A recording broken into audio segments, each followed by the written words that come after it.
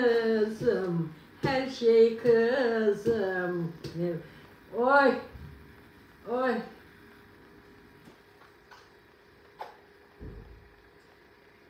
Öpüyor mu annem?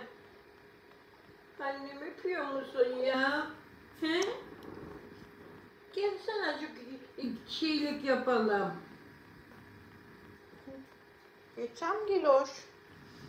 Hı? Büyük babaannene gideceksin mi aşkım? Hı? Kahvesini içsin. Sana türküler söylesin mi? Söyleyeyim onları Söyle. sana. Aa, kim geldi kız? Bence Salih geldi babaanne.